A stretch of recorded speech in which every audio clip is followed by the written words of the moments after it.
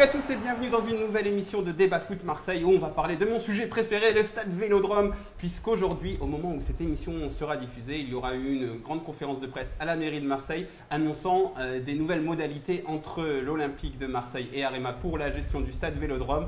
On va aussi parler un peu d'un petit match qui a lieu dimanche, la finale de la Mondialette, il me semble, ou quelque chose comme ça. Un truc du genre, et on fera bien sûr le point Mercato, aka le point Balotelli, puisque c'est la seule piste que l'on a actuellement. Et pour m'accompagner aujourd'hui, j'ai le grand plaisir de recevoir Thierry Trésor. Salut Thierry. Salut.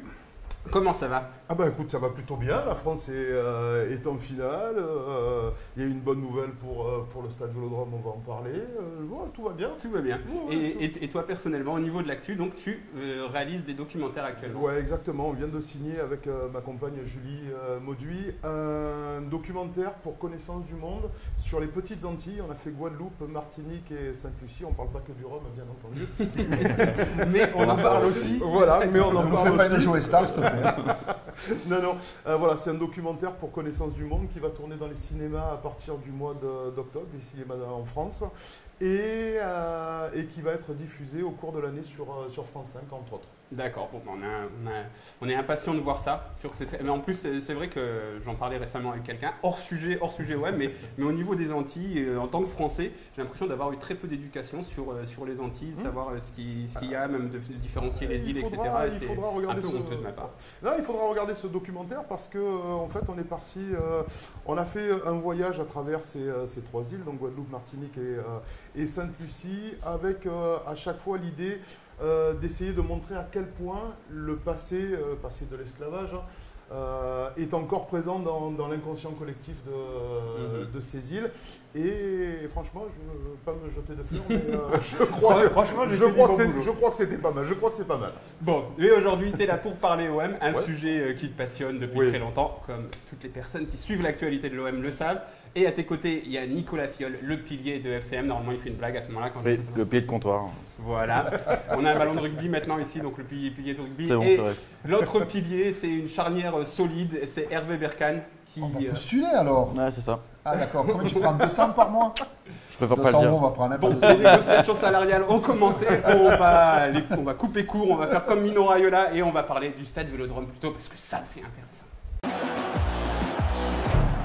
Alors, hier après-midi, la Provence a annoncé un accord entre l'Olympique de Marseille et Arema pour la gestion du stade Vélodrome. On rappelle que l'Olympique de Marseille court après cette gestion depuis l'arrivée des nouveaux dirigeants. Ils veulent être l'exploitant exclusif du stade Vélodrome pour organiser les matchs, pour mettre le stade aux couleurs de l'Olympique de Marseille et puis même pour organiser des événements à côté. Donc, apparemment, il y aurait déjà eu une annonce au moment où cette émission sera diffusée, puisqu'elle est diffusée, on la tourne avant de la diffuser, conférence de presse à 15h à la mairie.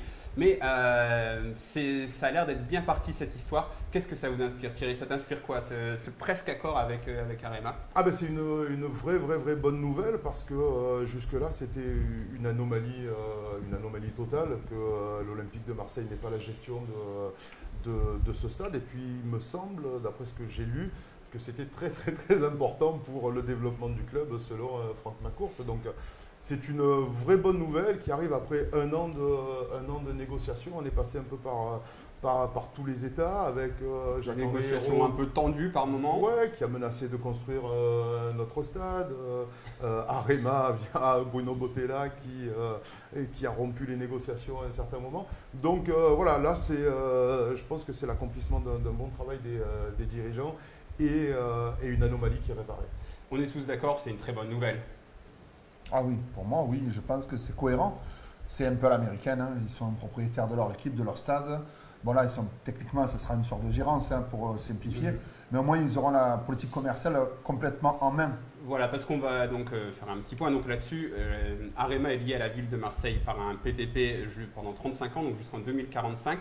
Donc il n'est hors de question de casser ce PPP, ça coûterait très cher. Par contre, il va y avoir une sous-délégation de l'exploitation à l'Olympique de Marseille qui donc aura toute latitude pour organiser les événements qu'il veut. Et par exemple, parce que c'est là-dessus que les supporters se focalisent beaucoup, c'est de refuser l'organisation d'un match de rugby à 3 jours d'un match de l'OM, d'avoir une meilleure pelouse, d'avoir ce genre de choses. Mais il ne faut pas oublier que l'Olympique de Marseille va aussi avoir des charges supplémentaires, parce que c'est une chose qu'on oublie, on se dit génial, on va avoir plein d'argent, mais dans ce contrat de PPP, Arema s'engageait à payer actuellement, je crois que c'est à 14 ou 15 millions d'euros par an, Donc ces 14-15 millions d'euros par an, il va falloir les payer par l'Olympique de Marseille. C'est l'Olympique de Marseille qui va devoir les payer à la mairie, plus les 6 millions de loyers actuellement. Donc on monte déjà à 20 millions. Il peut monter à 7 millions le loyer si on va en Ligue des Champions, mais donc ça va être des charges supplémentaires. Et ça, c'est un truc qu'on oublie un petit peu parce que, Nico, comme tu le sais un petit peu sur nos réseaux sociaux, tu vois que tout le monde se félicite, mais on ne voit pas trop les à côté aussi. Bah, après, ça reste une bonne nouvelle parce que même si ça va coûter de l'argent, je pense que dans leur tête, c'est qu'ils vont en rentrer plus. Voilà. Donc le but c'est ça, c'est qu'ils reprennent l'exploitation pour pouvoir organiser d'autres choses et rentrer plus d'argent. Là, on parlait d'un tunnel transparent avec des VIP pour voir les joueurs rentrer sur la pelouse. Manchester City, je crois qu'il le fait. Ouais, donc il y a plein de projets comme ça. Bon, une pelouse nickel, ça c'est plutôt positif. Revoir les sièges, enfin ils veulent faire tout un truc VIP, les loges, tout va être refait a priori si cet accord est entériné.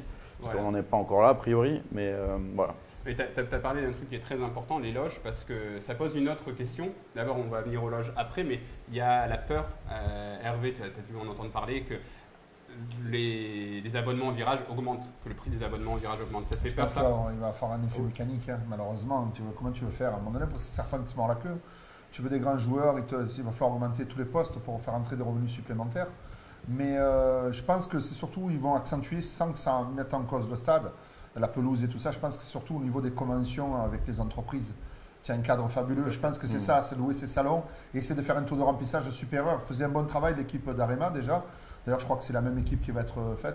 Je pense qu'ils vont essayer de faire venir. Tu sais, quand tu fais une colloque, je veux te dire de médecins, tu en as 500 ou 600. C'est des factures importantes par jour. Hein. Tout à fait. Je pense que c'est ça qu'ils vont accentuer pour moi. Hors stade, hors match. Ça me fait penser à un très bon dossier réalisé par un très bon journaliste sur Football Club de Marseille où justement on réfléchissait à des alternatives. Qu'est-ce que l'Olympique de Marseille pouvait faire? Et l'un des postes où l'OM est très faible actuellement, c'est sur les hospitalités, les places VIP. Surtout qu'ils ont un hôtel à côté en plus. Tu te rends compte, ils ont l'hébergement à côté. Donc quoi de plus facile? Et je vais te donner quelques chiffres. Donc en 2016, les business sites, apparemment, parce que c'est un peu planqué dans les comptes de l'OM dans un truc partenariat sponsor, mais ça revenait à 4 millions d'euros. Ça a rapporté 4 millions d'euros en 2016 à l'Olympique de Marseille, à peu près 6 millions en 2015 à l'OM, ce qui est très faible quand tu prends le PSG. Bon, on ne peut pas parce qu'ils ont des grandes stars, ils en sont à 50 millions par an. Nous, on en était à peu près. Déjà, si tu coupes la poire en deux, déjà, tu t'imagines. Donc, il y a quelque chose à faire là-dessus, clairement. Et puis après, parce qu'au niveau de la billetterie, c'est ça aussi. Si tu veux ramener des gens en loge, tu peux pas vider tes virages. Aussi. Moi, la seule chose qui me dérange dans tout ça, c'est peut-être de perdre ce côté populaire de l'Olympique de Marseille. Alors même si ça fait un peu vieux con de dire ça, mais… On est des vieux cons, Thierry. Ouais, voilà, oui, bah après on l'assume. Vraiment un mec sympa, c'est Hervé Berkane. C'est vrai, on l'assume, mais on risque de perdre un petit peu l'âme de ce club, même si c'est nécessaire pour basculer dans une nouvelle économie, dans une nouvelle ère, dans laquelle le football est rentré. Voilà, il va. Mais tu penses parce que tu penses pas que pour attirer des gens en loge, tu vas leur vendre le spectacle en tribune. Parce que moi, c'est un peu l'hypothèse que j'ai en tête depuis longtemps, parce que tu peux pas tu peux pas faire payer très cher des loges.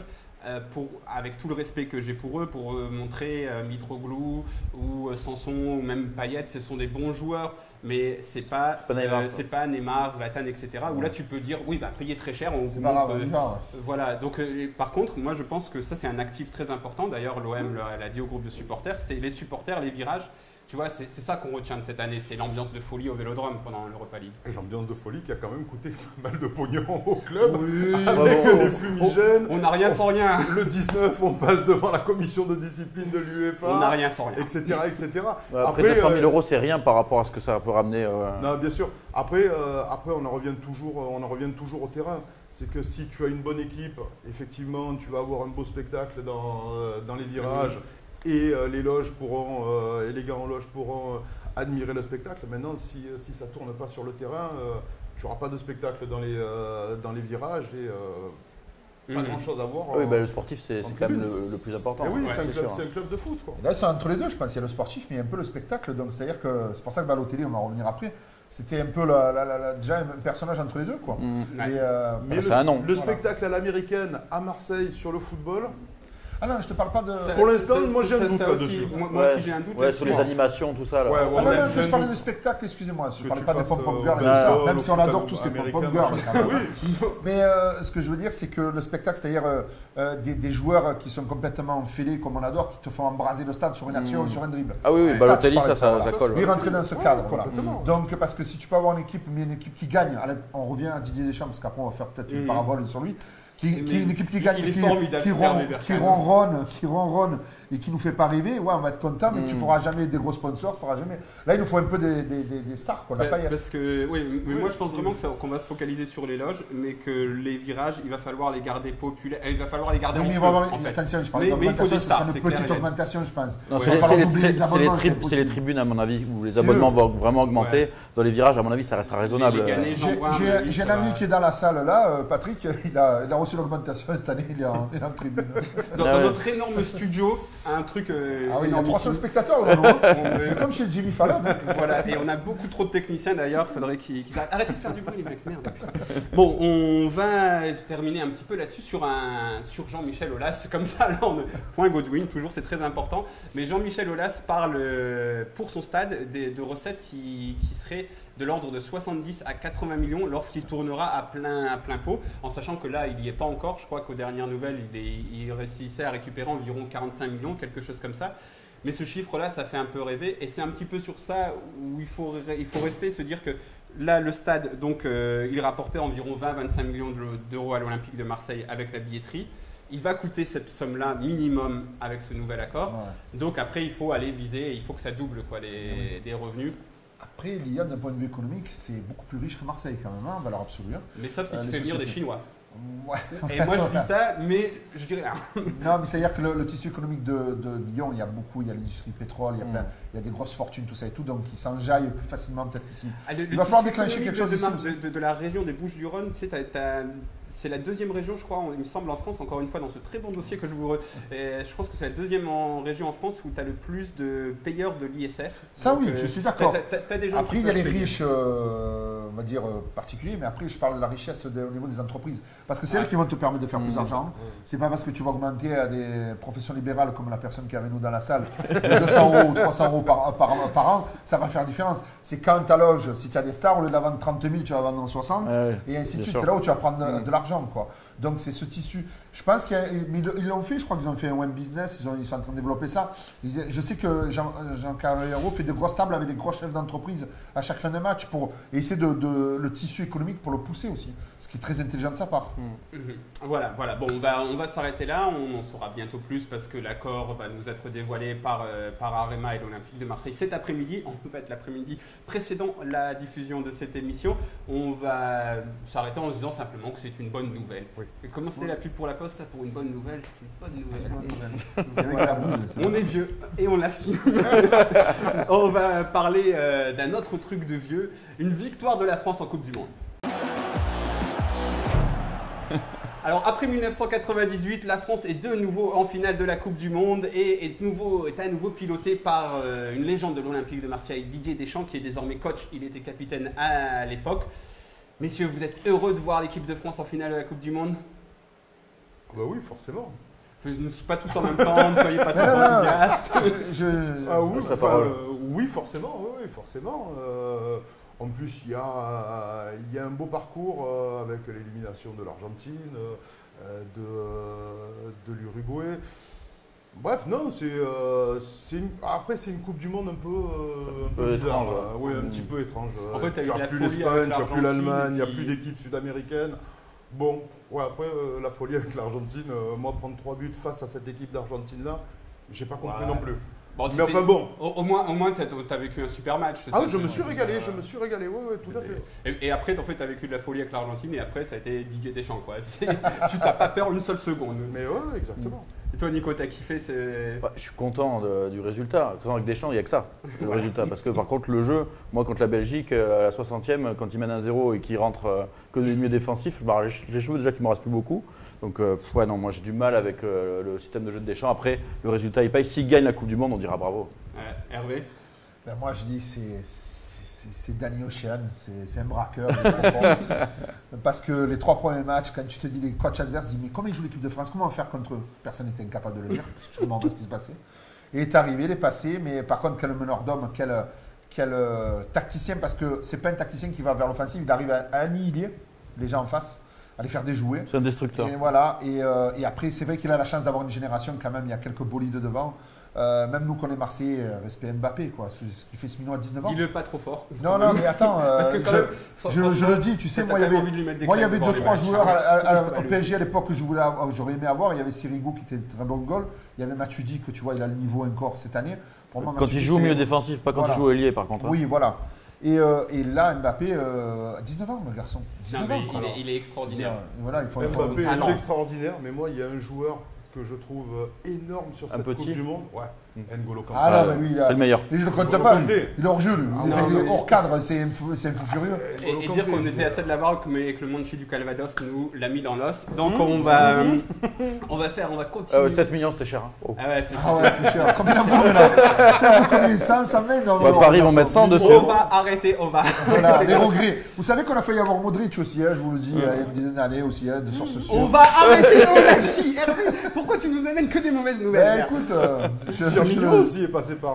Bon, Thierry, si tu continues aussi, tu vas prendre la parole. Tu sais qu'est-ce qu'on fait? On fait une émission de regrets. Marez, il avait reçu le CV. Cependant, allez, bonne nouvelle. Ouais. En 1998, l'Olympique de Marseille avait 3 champions du monde français.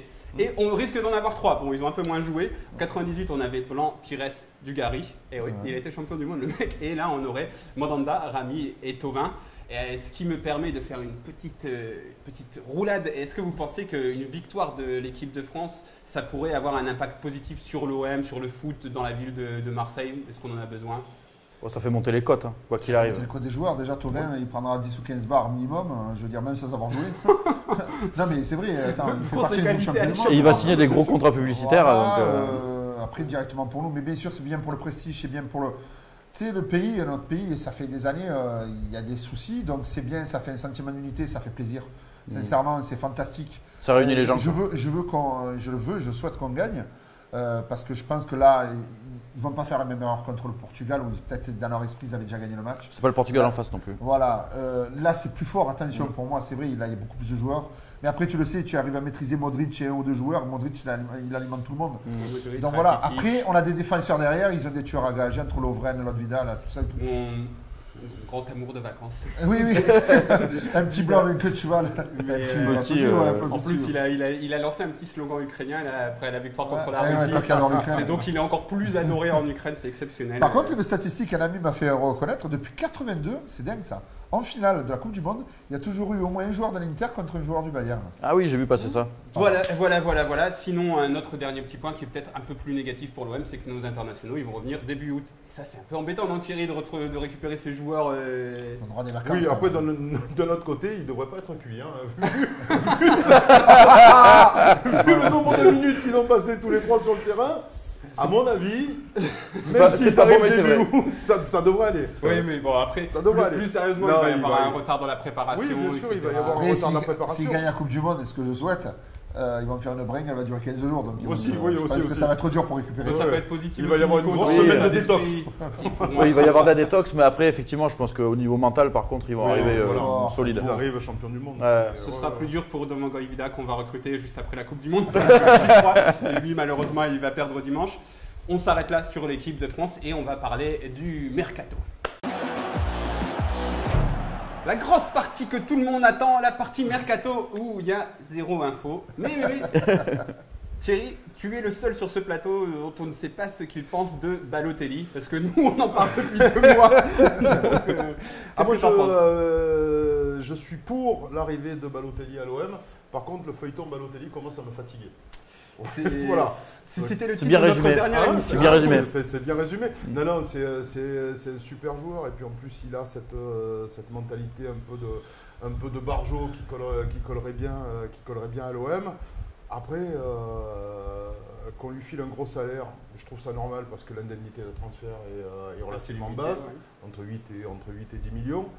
Bon, maintenant, ça serait bien que ça accélère un petit peu. Après, Balotelli, c'est bien.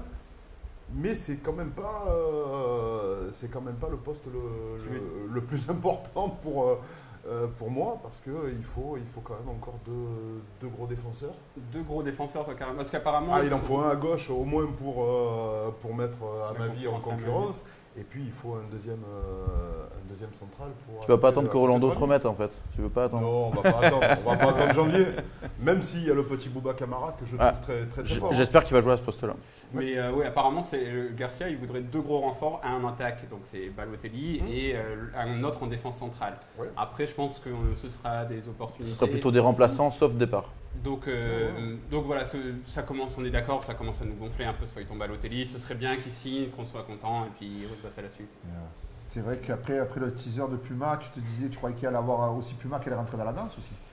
Ouais, tu vois, non, mais il y a certaines personnes qui en parlent encore, qui pourquoi disent. Puma n'arrive pas et dit bon, il manque combien? Je sais pas, tu vois. Il manque combien au deal? Parce qu'il retrouverait les sous. Mais a priori, c'est pas forcément une question d'argent. A priori, c'est Raiola qui fait traîner. Je pense que Raiola, il attend une belle offre en Italie. Il se dit tant qu'il y a la Coupe du Monde, elle n'arrivera pas. Et à mon avis, c'est ça le jeu. Le jeu, il est là. Parce que là, l'équipe ce matin, ils disent que Nice, ils attendent que l'OM les contacte pour régler le transfert. Et l'OM, ils attendent que Raiola contacte Nice pour régler l'histoire du transfert. Il irait en Italie. Milan, il n'y a pas un caillou. La Juve, ils ont signé Ronaldo. Tu parles de Naples. C'est Naples, mais Naples, ils ont l'air. Naples, ils veulent Benzema. Donc ils disent. Après, Jean-Pierre Rivière, le président de Nice, donc, a dit récemment, je ne crois pas qu'il y ait beaucoup d'offres. Enfin, il a dit un peu à demi-mot avec un sourire. Il dit de toute manière, je ne crois pas qu'il y ait beaucoup d'offres pour Balotelli. Mais la vraie offre concrète, c'est l'OM et puis avec un gros salaire. Donc, voilà.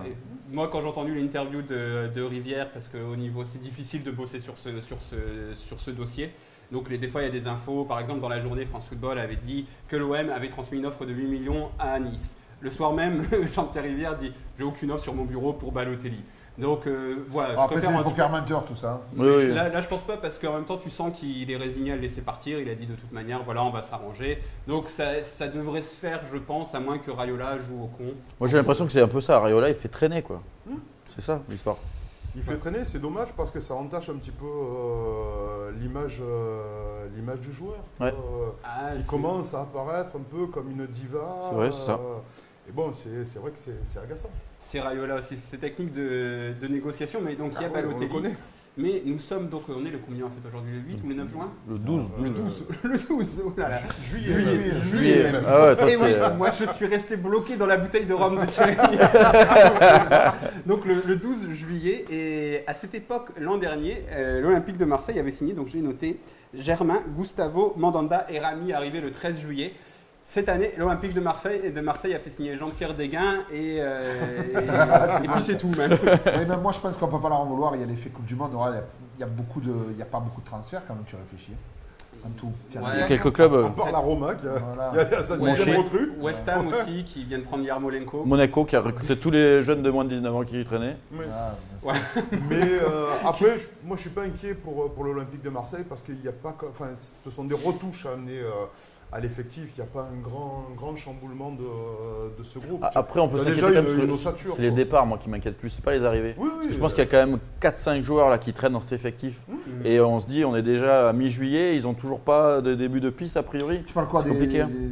Des des joueurs mineurs. Et ouais, parce que ça, c'est un poids par rapport aux décisions. Parce que c'est des salaires qui sont là aussi. Donc, la dernière fois, c'est vrai que c'est important de déstocker. Ah oui, le déstockage. Il est où le pro du déstockage?